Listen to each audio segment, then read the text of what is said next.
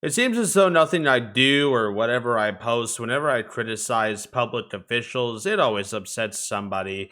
Usually, I started off by upsetting Republicans and the right wingers because, well, the first thing I really ended up doing was I criticized Vivek Ramaswamy for one fucking thing, and he got pretty slammed pretty hard for it. He was kind of a hypocrite, and I made a video on it talking about the one very specific situation, and everyone just kind of blew up on me, assuming that I just didn't like any of his policies whatsoever. Now, the same thing is kind of happening with me here for Bernie, where I said, hey, Bernie Sanders, I supported him heavily when he was running against Hillary Clinton and Donald Trump during that old election. But I considered him a sellout because he sold out to Biden. And there's a lot of people that say that Biden did a lot of good and this and that and blah blah blah. And to be completely fair to them, I he could have. I don't care because fundamentally the bottom line is he gave money to in support of Israel for basically genocide. Giving that money to them maybe wasn't for genocide, obviously, but they are doing it and putting them in charge of aiding the people of Gaza and Palestinians is not a smart idea in the slightest. So yes, I do criticize him for that heavily. I don't even believe in taxation, but it's my tax dollars that are being taken and given to. I've had a lot of existential dread with this thought that my money that I bust my ass working for, 30% of my paycheck is going to the murder and manslaughter of women and children. Is what I'm funding it. I don't feel there's a moment in my life where I feel like I am not worthy to be alive. But I am a father of two kids, so I have to keep my head up. So, yes, no, I definitely, there's a plethora of evidence of Biden being creepy with children and sniffing children and whatever you say to remotely try your goddamn hardest in a weird way to justify that to any capacity. I can't. There's just I don't know why you would want to.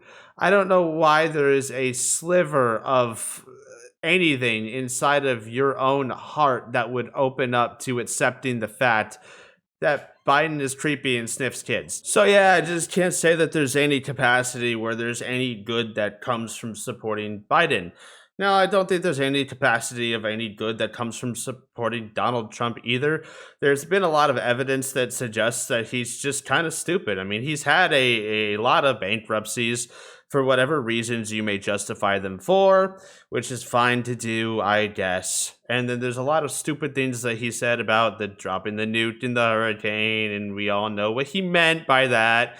Yeah, we all know what he meant by the injection thing, too. I watched that where he did genuinely get confused. I don't think Biden or Trump have a very good cognitive ability to speak. And plus, Trump's entire campaign was just him being an asshole, which I guess is fine to also do, but when that's all you are, that's all you are. And people don't care. They just want something different, which is fine when that was like happening. Like when that was happening, I guess like, oh my god, he's different. He's not part of the system. He's not a politician. I understood that, and I kind of get that. I'm not saying I totally dislike Trump or his policies. I don't dislike all the Democrats and their policies. I'm very independent. But the fact of the matter is, no one's immune to criticism, and my point of making that video of not supporting Bernie anymore, it solely came from the fact that I don't choose the parties. I don't pick them to. I was born in this fucking country, and I don't understand why I needed to pledge a single second of my time to this country. Why did I have to say the Pledge of Allegiance? Why did I have to do any of this shit? Why did I have to care about what was going on in this country growing up when it was never going to follow through on its promises with my generation? We can't afford to live. We don't have any housing. There's no fucking affordable health care. There's nothing. We have nothing. We are actually just suffering. So yeah, I don't think there's anything really wrong with whatever choice that you make, but I really don't think the whole idea of supporting one because you're afraid of the other is really good. I'm tired of the lesser of two evils argument. I really do genuinely want us to like just pick someone personal. Pick someone that you know for a fact that you looked up to, and most people looked up to in your life that you just know. Why is that not like a normalized thing? Just pick people that you genuinely respect in your life. I don't, and I'm not on the whole normalized thing, let's all just normalize this, normalize that. But why wouldn't you? Why do we need a career politician that is going to be a snake and scam you out of your life? You don't get social security, you don't get health care, you don't get into college. All this shit is incredibly expensive. It's not good, and people don't care. They don't care if it's good this way or that, because again, the corporate government has you pretty gridlocked when it comes to dopamine and serotonin.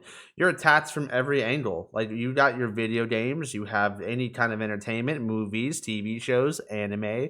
You got sets, and sets, fucking the entertainment industry for that. You got food, processed foods. All this shit is all super hyper addictive. It's like crack cocaine. So food is addicting, entertainment is addicting. You have a lot of problems in this world that's just it's bad. We have the most people incarcerated per capita. We have it's a prison industrial complex. We go to war for money. We have all these different problems, but no one wants to solve them. And Congress can only agree on banning TikTok. So yeah, I don't really care for all these career politicians or anyone anymore. I don't care for Senator Sanders or Joe Biden. And the fact that that upsets people just kind of proves that if you really want the lesser of two evils, then you should just maybe stop picking either of the evils. You act like you don't have a choice because they're going to get picked anyway, but you don't really understand how fed up people are. Like, people are absolutely fed up. We are done with that shit. And you act like that we're not. You think that we're not, but you see us talking about it and posting about it every single day.